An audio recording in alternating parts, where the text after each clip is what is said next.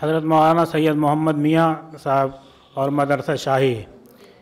इस मौजू पर तो मैंने एक मकाला भी लिखवाया है और इस मुनासबत से आज की मजलिस की सदारत फरमा रहे हैं हज़रत मौलाना सैयद अशहद रशीदी, मोहतमिम मदरसा शाही मुरादाबाद। मौलाना की तबीयत नासाज है और अभी वो जाना चाह रहे हैं, इसलिए मैं मौलाना से गुजारिश करता हूँ कि अपने सदारती कलिमात से हमें मुस्तफ़ीद फरमाएँ।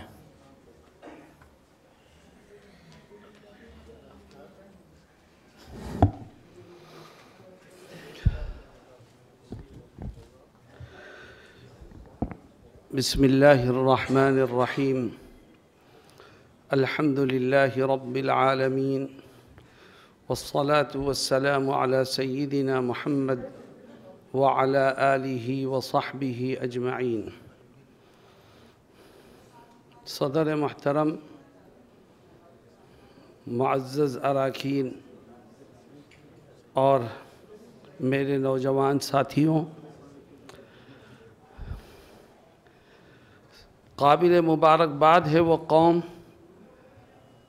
वो गिरोह और वो हज़रात जो अपने हाल को अपने माजी से जोड़ने की कोशिश करें, क्योंकि जिसका अपने माजी से जोड़ पैदा हो जाए वो अपने मुस्तक़बिल को रोशन करने में कामयाब है, और जिसका माजी से रिश्ता टूट जाए वो उस कटी हुई पतंग की तरह है जिसकी कोई मंजिल नहीं होती। मैं मुबारकबाद पेश करता हूँ हज़रत क़ारी मोहम्मद उस्मान साहब और मौलाना सैयद महमूद मदनी साहब और उनके साथियों की खिदमत में कि उन्होंने हमें अपने माजी से जुड़ने का मौका इनायत फरमाया।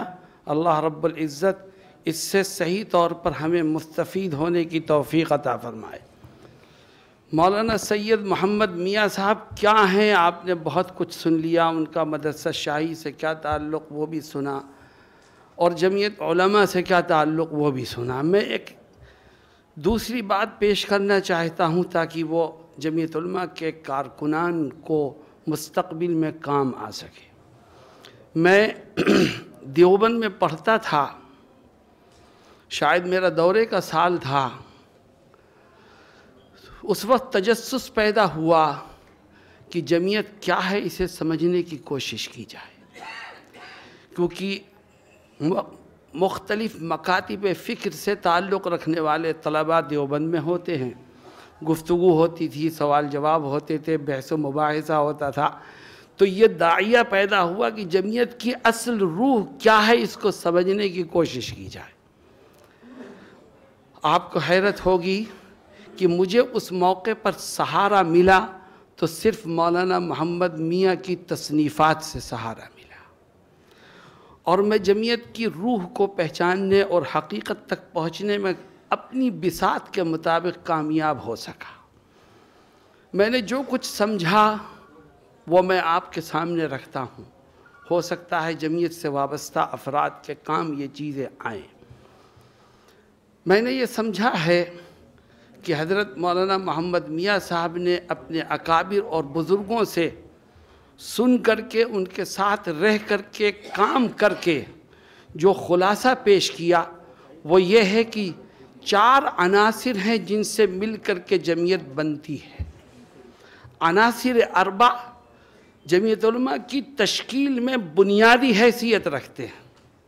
वो अनासिर अरबा क्या हैं, उसको हमें और आपको आज समझना है। अनासिर अरबा में सबसे पहला उन्सुर है जिसको जमीयत ने पूरी क़ुव्वत से कहा और उस पर अमल पैरा रही, वो है अदम तशद्दुद का उन्सुर। जमीयत का ये मानना है कि अदम तशद्दुद की राह पर चल करके हमें हर बातिल का मुकाबला करना है, हर जालिम के ख़िलाफ़ आवाज़ बुलंद करनी है, हर मज़लूम का साथ देना है। और हकीकत यह है कि इस जैसे मुल्क में अदम तशद्दुद ही वो राह है जो हमें और आपको बाइज़्ज़त ज़िंदगी गुजारने का मौका फ़राहम करती है। लोगों के जहनों में सवाल पैदा होता है कि एक तरफ आप कहते हैं अदम तशद्दुद और दूसरी तरफ कहते हैं कि अदम तशद्दुद की राह पर चलकर हर बातिल का मुकाबला करो। अदम तशद्दुद भी और बातिल का मुकाबला भी, अदम तशद्दुद भी और जालिम के ख़िलाफ़ आवाज़ भी बुलंद, ये कैसे हो सकता है? मैं कहता हूँ हकीकत यह है कि आप सुनते रहते हैं जमीयत उलमा के तराने में कि यही कार शीशा आहन है, एक तरफ अदम तशद्दुद हो और दूसरी तरफ बातिल का मुकाबला हो, एक तरफ अदम तशद्दुद हो और दूसरी तरफ जालिम के ख़िलाफ़ आवाज़ बुलंद की जाए।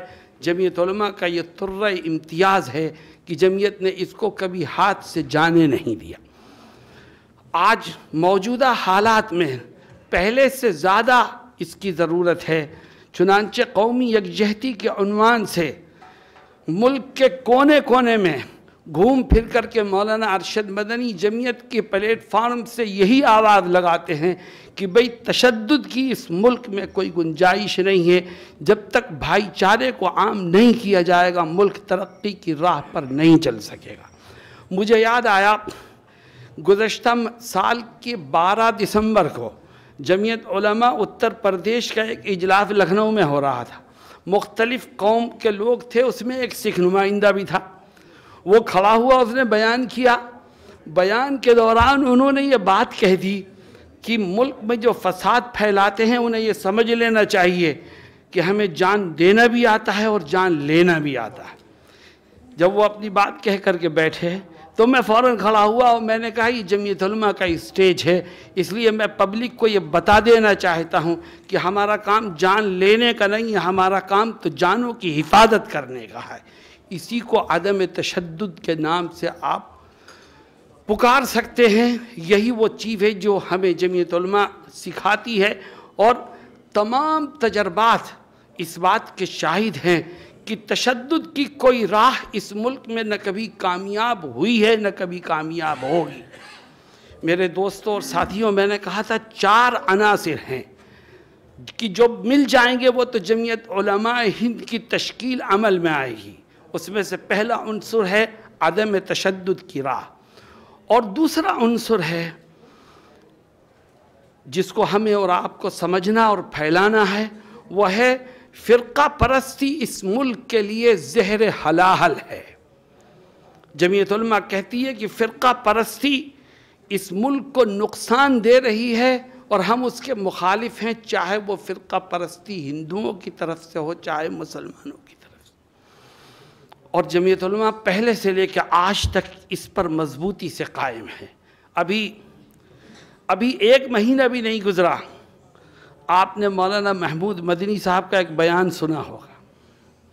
उन्होंने 2 मुस्लिम सियासी तंजीमों के बारे में ये कहा कि अगर वो अपने सूबाई सरहद से बाहर निकलती हैं तो उनकी राहें अलग और हमारी राहें अलग, और हम उनका साथ नहीं देंगे। ये दर हकीकत ये बयान जमीयत उलमा के इसी नज़रिए और फ़िक्र की अक्कासी करता है कि ये मुल्क फ़िरका परस्ती से नहीं चल सकता। आज मुसलमान जज्बात से में बह करके बहुत सी ऐसी बातें कहने लगते हैं जिससे हिंदू फ़िरका परस्त पार्टियों को ग़िज़ा फराहम होती है। जमीयत उलमा और हमारे बुज़ुर्गों ने हमें जो रविश दी है वो ये है कि फ़िरका परस्ती से बचो, वरना इस मुल्क में आप अपने मुस्तक़बिल को रोशन करने में कामयाब नहीं हो सकते। तीसरा उन्सर, मेरे दोस्तों और साथियों, मौलाना मोहम्मद मियाँ साहब की किताबों को पढ़ करके मैंने जमीयत को समझने की कोशिश की। 4 अनासिर मेरे सामने आए, जिसमें से तीसरा उन्सर ये है कि हमें शुरू से आखिर तक इस मुल्क में जमहूरियत के तहफ़्फ़ुज़ की जद्दोजहद करते रहना चाहिए, क्योंकि अगर जमहूरियत है तो इस मुल्क में हमारा मज़हब पनपेगा, हमें अपने इस देश में रहते हुए अपने मज़हब पर अमल करने का मुकम्मल हक़ हासिल होगा। अगर जमहूरियत के लिए ख़तरात पैदा होते हैं तो किसी को नुकसान हो या ना हो, सबसे बड़ा नुकसान मुसलमानों को और इस्लाम को पहुँचेगा। मुझे याद है कुछ साल पहले हमने तहफ़्फ़ुज़ जमहूरियत के उन्वान से मुरादाबाद में एक इजलास रखा जमीयत के प्लेटफार्म से। इजलास से 2 दिन पहले मैं अपने दफ्तर में बैठा था, तो एक साहब ने ला के मुझे एक लिफाफा दिया कि इसे पढ़ लीजिए। मैंने उसे खोला तो एक मौलाना साहब की तहरीर थी, और तहरीर का खुलासा ये था कि उलमा और बात करें जमहूरियत की, ये समझ में नहीं आती। किताब और सुन्नत की रोशनी में तो उलमा निज़ाम इस्लामी के बका और तहफ़्फ़ुज़ की बात कर सकते हैं, जमहूरियत के बका और तहफ़्फ़ुज़ की बात उलमा कैसे करते हैं। मैंने उसको पढ़ा और एक तरफ रख दिया कि इंशाअल्लाह इजलास से फ़ारिग़ हो के जवाब दिया जाएगा। इजलास से फ़ारिग़ होने के बाद उनको बुलाया गया और उनके सामने बात रखी गई कि ये सही है कि जमहूरियत उलमा के लिए, अहले इस्लाम के लिए कोई चीज़ नहीं रखती, कोई हैसियत नहीं रखती, लेकिन हिंदुस्तान जैसे मुल्क में अगर इस्लाम की बका चाहते हो तो जमहूरियत के पर्दे में रह कर के ही इस्लाम को बाकी रख सकते हो। इसलिए आप जमहूरियत की बका की कोशिश कर रहे हैं। हमारी नीयत ये होती है कि जमहूरियत की बका दर हकीकत इस्लाम के नश्व व नुमा का आगाज़ और उसके तहफ़्फ़ुज़ का ज़रिया है। इसलिए जमीयत उलमा का ये तीसरा उन्सुर है कि तहफ़्फ़ुज़ जमहूरियत के लिए हमें हर कदम पर आगे आना है। और एक आखिरी चीज़, सबसे पहली चीज़ आई थी अदम तशद्दुद, नंबर 2 फ़िरक़ा परस्ती मुल्क के लिए जहर है, नंबर 3 तहफ़्फ़ुज़ जमहूरियत, और नंबर 4 मौलाना मोहम्मद मियाँ साहब की किताबें आप पढ़ें तो ये चौथा उन्सुर भी खुल करके सामने आएगा कि हमें अपनी जमात को सियासत से दूर रखना है। चुनांचे वो दिन है और आज का दिन है, आज़ादी के बाद से जमीयत उलमा सरगर्म सियासत से दूर है। पार्लियामेंट्री सियासत हो या असम्बली की सियासत हो, जमीयत न अपना नुमाइंदा खड़ा करती है और न जमीयत किसी दीगर सियासी जमात की हिमायत में मिन हैसुल जमाअह सामने आती है। और हकीकत यह है कि अगर 100 साल तारीख़ आज लोगों के सामने हम पेश कर रहे हैं और इस 100 साल में जमीयत उलमा पूरी आबोताब और क़ुव्वत के साथ कौम व मुल्क की खिदमत अंजाम दे रही है, तो उसमें सबसे अहम किरदार इन चारों अनासिर का है। अगर खुदा न खास्ता इनमें से कोई उन्सुर हमारे हाथ से छूट गया तो हम ये समझते हैं कि हम जमीयत के मुस्तक़बिल को रोशन करने में और इसकी खदमात को अपनी आने वाली नई नस्ल के सामने पेश करने में कामयाब नहीं हो सकेंगे। ये 4 चीज़ें आप अपने दिल व दिमाग में बिठा कर के जाएँ। और एक आखिरी बात यह है कि ये चारों काम उसी वक्त मुअस्सिर हो सकते हैं जब हम अपने अंदर खुलूस और लिल्लाहियत के जौहर को पैदा करें। अगर हम मुखलिसाना तौर पर अपने अकाबिर की रविश पर चलकर सिर्फ रज़ाए इलाही के लिए कौम व मुल्क की खिदमात को अंजाम देंगे तो रब्ब ज़ुल जलाल कदम ब कदम हमारी मदद और नुसरत फरमाएगा। हमारे अकाबिर ने खिदमात अंजाम दी और जब उनको बदला देते हुए उनके सामने मनासिब को पेश किया गया तो उन्होंने अंबिया किराम के उस जुमले को दोहराया, ला अस्अलुकुम अलैहि मिन अजरिन इन अजरिया इल्ला अला रब्बिल आलमीन। आज कुछ लोग जमीयत के साथ सिर्फ अपनी ज़ाती अगराद और सियासी मकासद को सामने रख कर के लगते हैं। मैं उन सब के से ये गुजारिश करता हूँ कि जमीयत को पहचानो। जमीयत सियासत में पहुँचने का ज़ीना नहीं है, बल्कि जमीयत खिदमत खल्क़ का एक ज़रिया है। जो खिदमत खल्क़ करता है वो खुदा तक पहुँचने में कामयाब होता है, और जिसकी नीयत में खोट होती है उसको दुनिया में भी नुकसान उठाना पड़ता है और उसको आखिरत में भी कुछ हाथ नहीं लगता। अल्लाह रब्बुल इज़्ज़त हमें सही तौर पर अपने अकाबिर की रविश पर चलते हुए जमीयत उलमा की खिदमत की तौफ़ीक़ अता फ़रमाए, उससे जुड़ कर के काम करने का जज्बा हमें नसीब फ़रमाए। और जिन लोगों ने जिन बुज़ुर्गों ने आज की यह नशिस्त मुनअक़िद की है और आइंदा दीगर अकाबिर के सिलसिले में दीगर सेमिनार का इरादा रखते हैं, अल्लाह ताला उनके हौसलों को और क़ुव्वत बख्शे और उनको कामयाबी से माला माल फरमाए। व आखिरु दावाना अनिल हम्दुलिल्लाहि रब्बिल आलमीन।